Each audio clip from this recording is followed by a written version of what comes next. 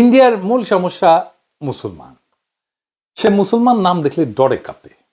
তার ডর মুসলমানরা যদি আমাদের দেশে আসা যাওয়া করে তাহলে সে তো আমার দেশকে মুসলমান দেশ বানায় ফেলবে। এত নির্যাতন, এত নিপীড়নের পরেও ভারতে মুসলমান জনগোষ্ঠীর সংখ্যা উল্লেখযোগ্য হারে বাড়তেছে, মানে ভারত ভাগের পর থেকে বাড়তেছে। এর মধ্যে মুসলমান বাংলাদেশের লোকজন যদি আসা যাওয়া শুরু করে বর্ডার দিয়া নিরাপদে, তাহলে পশ্চিমবঙ্গ, আসাম, ত্রিপুরা কোনো কিছু আর হাতে রাখতে পারবে না, সব ছুটে যাবে, সেগুলো মুসলমান প্রধান হয়ে যাবে। তাইলে কি করতে হবে ইন্ডিয়াকে? তাইলে বাংলাদেশকে কাঁটাতারের বেড়া দিয়া ঘিরে রাখতে হবে, যেন কেউ আর চলাচল করতে না পারে, কেউ আর ইন্ডিয়াতে ঢুকতে না পারে।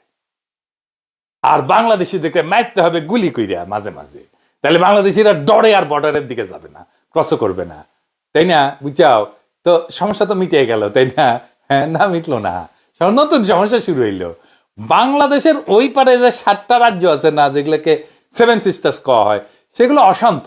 এগুলো ইন্ডিয়ার সাথে জুড়ে আছে চিকেন নেক নামের একটা ছোট্ট জায়গা দিয়ে, এটা দিয়া ওটা যদি চীন চেপে ধরে তাহলে শেষ। আর ওই চিকেন নেক দিয়ে কিছু পাঠাইতে হলে মেনা টাইম লাগে, তো সেইখানে খাদ্য সাপ্লাই, সামরিক সরঞ্জাম দ্রুত পাঠানোর সবচেয়ে ভালো রাস্তা হচ্ছে যে বাংলাদেশের মধ্যে দিয়া, হ্যাঁ, সরাসর বরাবর। তো তুমি একজনকে ঘিরে রাখবা কাঁটাতার দিয়া, নদীর পানি কাইরে নিবা, মানুষ মারবা, কাঁটাতারে ঝুলাই রাখবা, আর ওই দেশের মধ্যে দিয়ে ট্রানজিট নিবা। এটা হইতে দেবে কোন সরকার? দেবে না। যদি সেই সরকার জনগণের হাতে নির্বাচিত হয়, তাইলে এই কাজটা পাইতে হইলে বাংলাদেশে এমন সরকার চাই ইন্ডিয়া, যারা গণধিকৃত, জনগণের সাথে সম্পর্ক নাই, জনগণের ভোটেরও দরকার নাই, তারা হয়ে উঠবে স্বৈরাচার। তারা যদি জনপ্রিয় দল হিসেবে ক্ষমতায় আসেও, তাও তারা একসময় স্বৈরাচার হয়ে উঠবে, কারণ তারা দেশের স্বার্থ বিরোধী চুক্তি করে ভারতকে ট্রানজিট দিবে। বাংলাদেশের মানুষের স্বার্থ বিরোধী, বাংলাদেশের মানুষ এটা বুঝতে পারবে, তখনই সে স্বৈরাচার হয়ে যাবে। মুজিব, এরশাদ আর হাসিনা, এই 3জনই তাহলে স্বৈরাচার হয়ে উঠছিল, তাই না? আর এই 3জনকে উৎখাতে অভ্যুত্থান আর বিপ্লব লাগিয়েছিল। ভারত জানে যে তার ট্রানজিট বাংলাদেশের মধ্যে দিয়ে এক সময় জয় বাংলা হয়ে যাবে। হয়েছেও তো, এখন তার ট্রানজিট নাই, তাই তার বিকল্প দরকার। কি সেই বিকল্প? আপনারা দেখেছেন নাই নিউজটা, যে বাংলাদেশকে এড়ায় 7 সিস্টার্সকে যুক্ত করতে নতুন প্রকল্প ভারতের, দেখেছেন না? এটা নতুন প্রকল্প না, এটা অনেক পুরানা প্রকল্প। আর এই প্রকল্পের সাথে যুক্ত আছে রোহিঙ্গা সমস্যার একটা গুরুত্বপূর্ণ সূত্র। আসেন সেই ষড়যন্ত্র, কূটচক্র আর ভারতের ইসলাম বিদ্বেষের রাজনীতির এক অন্ধকার অধ্যায় আপনাদেরকে পরিচয় করাই দিই। রোহিঙ্গা সমস্যা চাল চালাইয়া বুঝে যাবেন, আর কোনোদিন সমস্যা হবে না। এই যে রোহিঙ্গা বিতরণ করলেন, এটা একটা উন্নয়ন প্রকল্পের আড়ালে একটা জাতিগত নিধন জায়েজ করে তোলার প্রকল্প, যার নাম Kaladan multi model transit transport project, সংক্ষেপে কালাদান প্রকল্প। কাগজে কলমে এটা একটা ট্রান্সপোর্ট করিডোর, কিন্তু বাস্তবে এটা একটা রক্তাক্ত করিডোর, যেখানে রাস্তাঘাট বানাইতে মানুষের বসতি ধ্বংস করা হয়েছে। শুধু যে মানুষ তা না, একটা জাতিকে ধ্বংস করা হয়েছে। কালাদান প্রকল্পটা কি? কালাদান প্রকল্প হলো ভারত আর মায়ানমারের মধ্যে যৌথভাবে বাস্তবায়িত একটা মাল্টি মডাল, মানে বন্দর, নদীপথ, সড়ক, এই 3টা মিলা একটা যোগাযোগ ব্যবস্থা। এর মূল উদ্দেশ্য হলো ভারতের উত্তর পূর্বাঞ্চল, মানে 7 সিস্টার, বিশেষ করে মিজোরামকে ভারতের মূল ভূখণ্ডের সাথে বিকল্প রুটে যুক্ত করা। মানে বাংলাদেশের ভিতর দিয়ে ট্রানজিট যদি বন্ধ হয়ে যায়, তাহলে সে যেন এই বিকল্প পথে পণ্য, সামরিক সরঞ্জাম পাঠাইতে পারে 7 সিস্টার্সে। এদিক দিয়ে পাঠালেও শিলিগুড়ি করিডোর বা চিকেন নেক দিয়ে পাঠানোর সাথে কম টাইম লাগবে, কম খরচ লাগবে। তো কোথায় কোথায় দিয়ে যাবে, এটা সে ম্যাপে অ্যানিমেশন করে দেখান না। ওই যে কলকাতা থেকে সিত্তুয়ে সমুদ্র পথে যাবে, হ্যাঁ, মালটা, তারপরে সিত্তুয়েতে নামবে, এইটা নামার পরে সিত্তুয়া থেকে কালেতোয়া, কালাদান নদী পথে যাবে, কালেতোয়া থেকে জরিনপুই, মিজোরাম সীমান্ত, এখানে সড়ক পথে যাবে।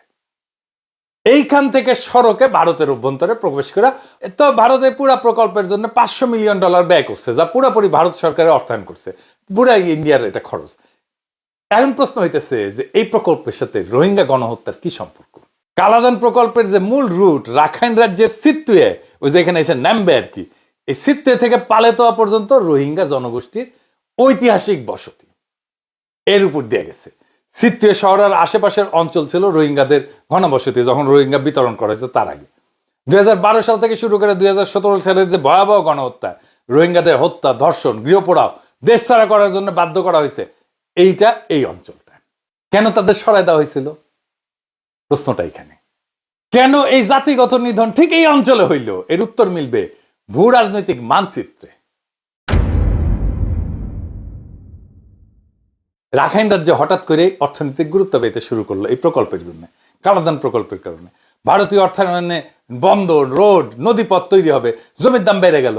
এমন অঞ্চলে মায়ানমার আর ভারত সরকার তার সম্ভাব্য হুমকি রোহিঙ্গা মুসলমানদের রাখতে চাইল না। ভারত চাইবে না যে যেইখানে সিতুয়েতে তার পণ্য নামবে সেটা মুসলমান এলাকা হোক, যেইখান থেকে তার পণ্যটা যাবে সেটা মুসলমান এলাকা হোক। তাদের সরাই দিলে ভূমি থাকবে খালি, বিরোধ থাকবে না, প্রজেক্ট চলবে নির্বিঘ্নে। এটাকেই বলে ডেভেলপমেন্ট ইনডিউস ডিসপ্লেসমেন্ট। পৃথিবীর নানা জায়গায় এটা হয়েছে, এইটা এইখানে হয়েছে। উন্নয়নের নামে জাতিগত উচ্ছেদ। অ্যামনেস্টি ইন্টারন্যাশনাল আর 45 রাইটস এর রিপোর্টে বলা হয়েছে যে সিত্তীয় বন্দরের আশেপাশ থেকে রোহিঙ্গা বসতিগুলোকে ধ্বংস কইরা সেইখানে বন্দরের অবকাঠামো তৈরি করা হয়েছে। এবার বুঝছেন তো কেন তাদেরকে তাড়ানো হয়েছে। কালাদানের জন্য রাস্তা বানাইতে যেখানে ভূমি দরকার ছিল সেখানে আগে রোহিঙ্গারা ছিল। এই গণহত্যা যে ভারতের সমর্থন ছিল এটা প্রমাণ কি তাইলে? তো ভারত কি করলো? যখন গণহত্যা শুরু হলো, ভারত ইউএনএ রোহিঙ্গা নিধনের বিরুদ্ধে ইউএনের যে প্রস্তাবনা সেটাতে ভোটদানে বিরত থাকছে, যাতে কালাদান প্রকল্পে মায়ানমারের সঙ্গে সম্পর্ক ক্ষতিগ্রস্ত না হয়।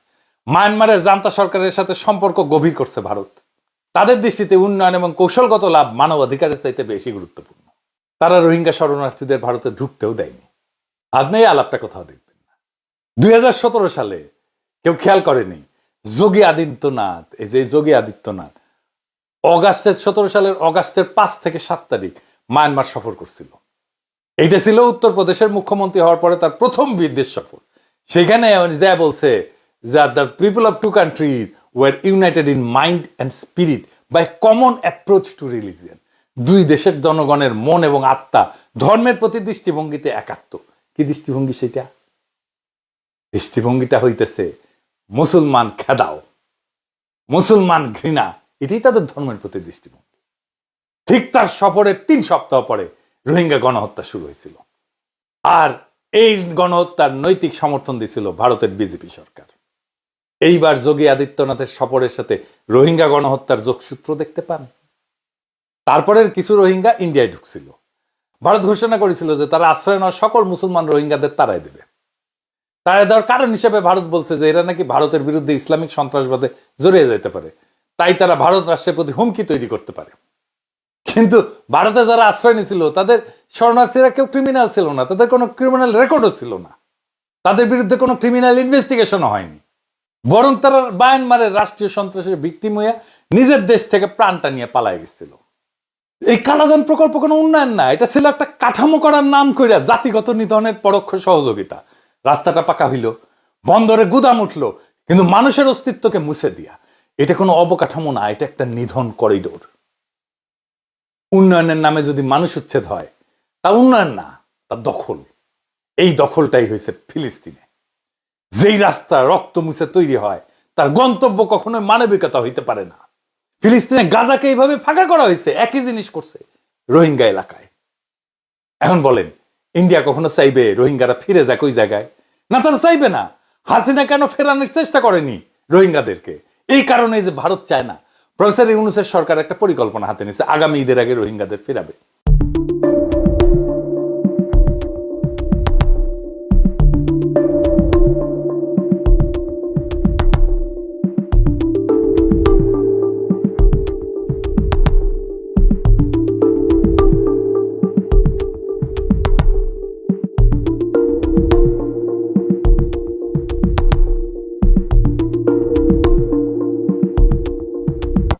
জাতিসংঘের মহাসচিব আসছে, শেষ পর্যন্ত যাইতে পারবে কিনা রোহিঙ্গারা সেটা পরের কথা।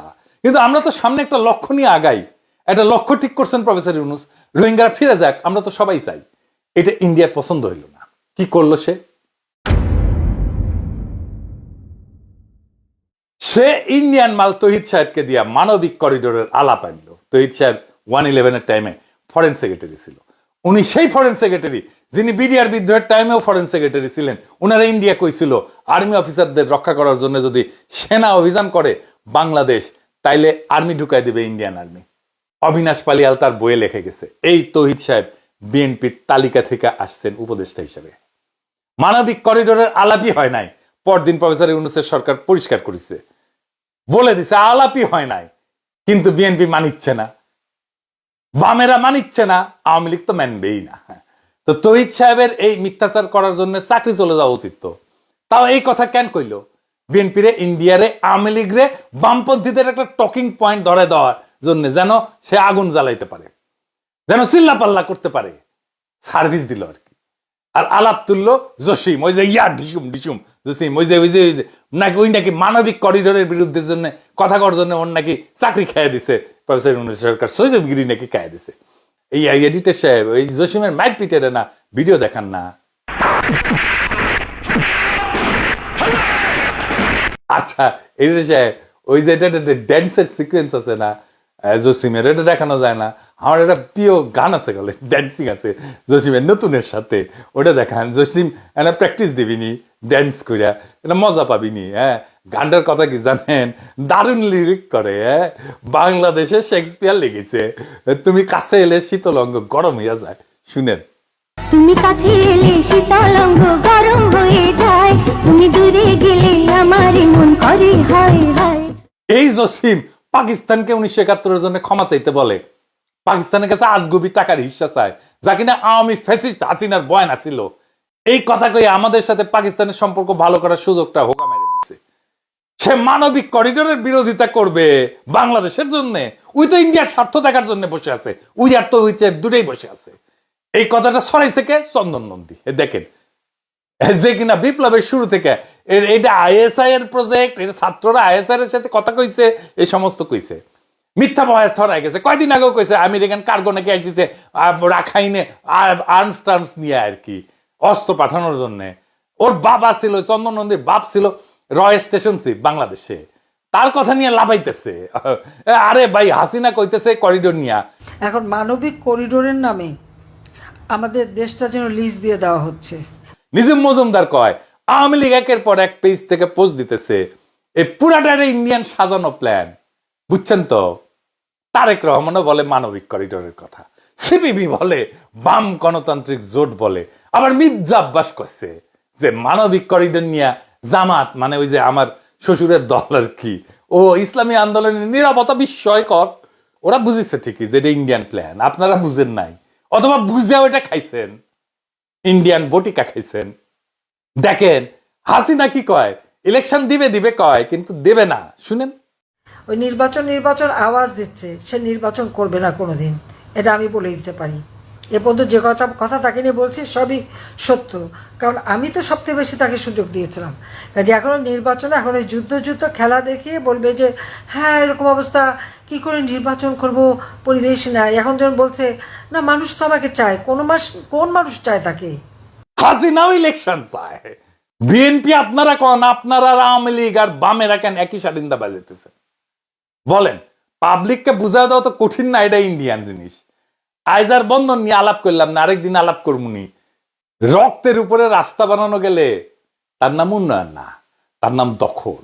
বাংলাদেশে আজকে যে রোহিঙ্গা ইস্যু নিয়ে নতুন হাউকাউ শুরু হয়েছে, সেটা আসলে নতুন কিছু না, এইটা একটা পুরানো কুৎসিত রাজনীতির মোড়ক। রোহিঙ্গাদের তাড়ানো হয়েছে শুধু তাদের ধর্মের কারণে না, তাদের জমির কারণে, তাদের অবস্থানের কারণে, তাদের জাতিগত পরিচয়কে মুছে দেয়া একখান ট্রানজিট করিডোর বানানোর জন্য। তার নাম কালাদান, ভারতীয় ভ্রাতৃত্বের কবরস্থান। আপনি যদি এখনো ভাবেন এটা শুধু একটা সীমান্ত সমস্যা, এটা শুধু একটা শরণার্থী সমস্যা, তাহলে আপনি ছবিটা পুরোটা দেখতেছেন না। আপনি যদি রোহিঙ্গাদের কান্না, রাখাইনের আগুন আর চট্টগ্রামের নিরাপত্তা এক লাইনে না টানেন, আপনি ভারতীয় পররাষ্ট্রনীতির অভিসন্ধি ধরতে পারবেন না। এইখানে রাস্তা বানাইতে হয়েছে, তাই মানুষ সরাইয়া দিতে হয়েছে। এখানে গুদাম উঠাইতে হয়েছে, তাই ঘর জ্বালাইয়া দিতে হয়েছে। এইখানে করিডোর বানাইতে হয়েছে, তাই একটা জাতিকে মুছে দিতে হয়েছে। আর যেইখানে এই গণহত্যার নেপথ্যে ভারতের কূটনৈতিক চুপচাপ সমর্থন ছিল, সেইখানেই আবার আপনি দেখবেন তাদের পেইড ন্যারেটিভ ছড়ায় মানবিক করিডোর, রোহিঙ্গা শিবিরে জঙ্গি আছে, বাংলাদেশে নিরাপদ আশ্রয়। এইটাই তো রাজনীতি। একদিকে ইসলাম বিদ্বেষ, আরেকদিকে ভূকৌশল, মাঝখানে পড়ে একটা জাতি হয় বেওয়ারিশ। আর সেই নাটকের অডিয়েন্স হচ্ছেন আপনি। আপনাকে দেখানো হয় হিউম্যান ট্র্যাজেডি, আর লুকানো হয় হিউম্যান ইঞ্জিনিয়ারিং। রোহিঙ্গা তাড়ানোর নাটক, মানবিক করিডোরের গল্প, জসিমের গরম অঙ্গ, সবকিছুর পেছনে একটাই কথা লুকানো আছে, আপনি যেন মূল ইস্যুটা না ধরেন।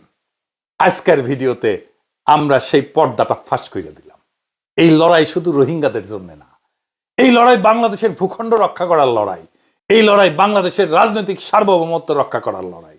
আপনার অন্ধ সমর্থন ভারতের নির্লক্ষার পেট্রোল, আপনার বিশ্লেষণহীন অ্যাক্টিভিজম আসলে ভারতীয় পরিকল্পনার প্রোপাগান্ডা ডিভিশনে কাজ করা এক প্রকার ভলান্টিয়ারশিপ। সুতরাং কথা বলার আগে ভাবেন, ব্যাখ্যার আগে পড়েন, আর ব্যাখ্যা দিলেই দেখেন আপনার ব্যাখ্যা কার প্ল্যাটফর্মে গিয়া বসে। আমরা ব্যাখ্যা দিছি, এখন শুরু হোক প্রতিরোধ। রক্তের করিডোরের বিরুদ্ধে, নব্য সাম্রাজ্যবাদী উন্নয়নের বিরুদ্ধে, গৃহহীন জাতির পক্ষ নিয়া। এইবার বলেন আপনি কার পাশে দাঁড়াবেন? ভারতের ন্যারেটিভ নাকি এক উদ্বাস্ত জনগোষ্ঠীর স্বদেশে ফিরে যাওয়ার পক্ষে? সিদ্ধান্ত আপনার। ইনকিলাব জিন্দাবাদ।